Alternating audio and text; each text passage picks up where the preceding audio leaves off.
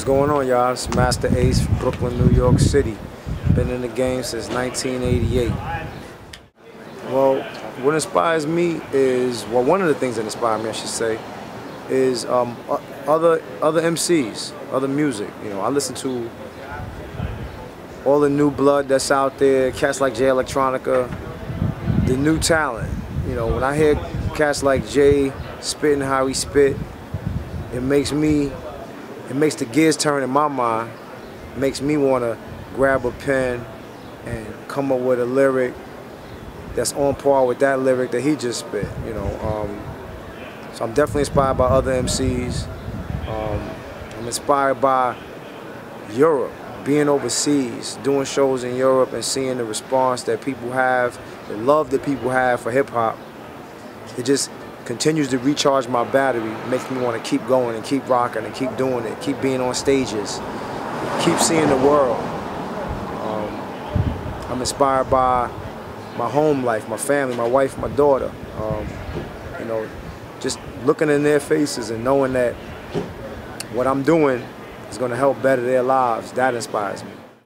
I think one of my favorite childhood childhood hip hop memories was when I was probably around 12 years old, 13, something like that. We were into popping, like everybody's breakdancing, but we was into popping, electric boogie. And we would go into the swimming pool, which was in my neighborhood in Brownsville, Howard Houses, Brooklyn, New York. Swimming pool, everybody knows that pool if you're from Brownsville. And the DJ used to come out with the big setup, play music at the pool, and a bunch of different cats that could dance would come out and basically battle at popping and electric boogieing. And I remember that summer that Planet Rock came out. That was like, when that song came on, everybody wanted to be on the floor. And Planet Rock came on and dudes was just going at it. And I just remember that day so vividly. I mean, there's so many other days where stuff like that happened, but for some reason that day, that summer, whatever year that was, 82, I don't remember the year, but I just remember being out there and just like really soaking in the moment of summertime, Brooklyn, New York, Planet Rock, Soul Sonic Force, and trying to dance and do my thing. I've been fortunate enough to do some touring around Europe, obviously, and I've done a couple of really big festivals. One of the festivals that I did was called Hip Hop Camps. And I think this was around 2004 or 5. And I specifically remember right before my stage time, they set off a firework display. And this was at night.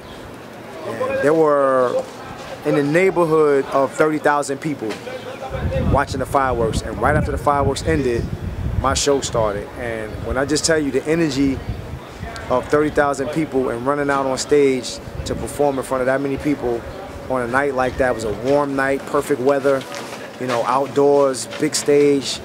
And it's just one of those memorable moments where you're like, wow, I can't believe hip hop brought me here. Well, you know, I drove around with the Special Herbs MF Doom instrumentals for about a year, 6 months to a year, just listening to them. And, you know, just because I like listening to instrumentals. And it was somewhere in that process of driving around that I started to get some ideas for some songs, some lyrics. And, you know, the seeds were kind of planted as I drove around with those beats. And I wanted to do at the time, I wanted to do a mixtape, just me rapping over some Doom beats. It wasn't really until Fat Beats got involved and really put the battery on my back to say that, you know, this should be an official release, a commercial release, and it should be for sale and not given away for free, that I started to realize that if I'm going to put this project together and sell it, that it can't just be a bunch of freestyles. It can't just be a bunch of just rapidy rap. It had to be more to it than that. Because I realized that the instrumentals were instrumentals that many people had heard already or have already. So I wanted to give them something more than just, you know, those recycled beats and me just rapping about how great I am. So I went in the studio and I started to write real songs that meant something to me. I decided to use the memory of my mother as the backdrop and as the, you know, kind of catalyst to carry the album. And So I dedicated the album to my mother. I put her name in it, son of Yvonne, and just decided that the album was going to be more than just a free mixtape of raps. It was going to be an album that actually had some meaning to me personally, as an MC, as a person, as a man, and I feel like I've delivered to the fans something more than what they originally expected. Yeah, I remember the summer after I graduated from college that, you know, I went into the studio with Marley Marl. I started working on some demos, and he asked me to be a part of the symphony record. And I remember my mother saying, you know, you graduated from college, you got your degree. When are you going to start going on some interviews? Like, you should be out there with your resume, you know, beating the sidewalk. And I said, well, you know, I got this little situation that looks like it might be kind of cool. Let me see what happens with this first. And I remember her being a little reluctant about it and thinking that I should really focus more on trying to get a job and take my resume and really go out there and try to find a degree. I mean, try to find a job with my degree. And it was at the very end of that year, we shot the symphony video, and it came out at the beginning of 1989. And I got my album advance, and I remember moving out of her house, and I don't think she really thought it was gonna happen that fast. That, you know, that I was gonna just get my own place and just bounce like the way I did. But I wanted to show her that, you know, hey, it's gonna happen. I'm gonna figure out a way to make it happen, and I did. Once I remember having my own apartment and her coming over for the first time to check out my place. And, you know, when I lived with my mother, it was very regimented, very, you know, you're responsible for cleaning up the kitchen, the bathroom. I don't want nothing laying around. She was very meticulous about how the apartment looked.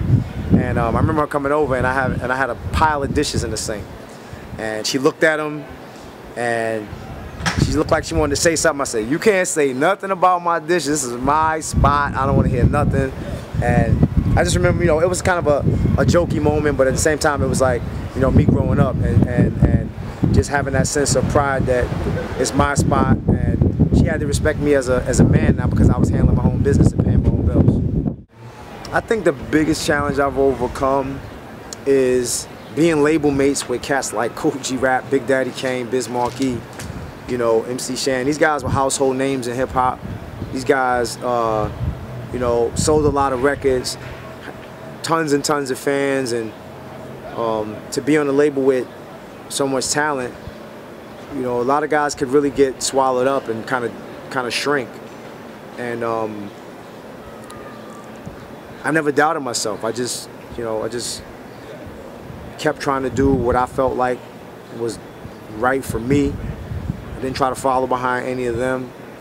I respected their craft, and my goal at that time was just to make them respect my craft. And I don't know if they did initially, most of them, but I think eventually they did. And I think to this day, at least I would like to think that they do respect, you know, my contribution to this thing. And, you know, it was tough to overcome, but I did it. I would want people to definitely say that I made a contribution that was meaningful to hip hop. You know, I get feedback from fans when I float around to different places, and it kind of validates the music that I've been writing and creating and making over these past almost 20 years. A lot of people really get what I've tried to do in my music. You know, a lot of times when I was making these records, I was like, oh, people are just not going to get this. They're not going to understand where I'm going with this, or why I wrote this, or why this makes sense. It's going to go right over their heads. But I was really surprised to know that there were many, many really smart people that deciphered what I was doing musically, lyrically, the messages that were blended in there with it, why I did certain things, all the way down to the skits. And it's just good to know that there's people out there that understood it, followed it, and supported it. Yeah, It May Doom will be out July 17th. It'll be available on CD, vinyl, and digitally on iTunes, and I'm sure other digital websites. And that's the record that I'm going to be really diligently working for the rest of 2012, going into 2013.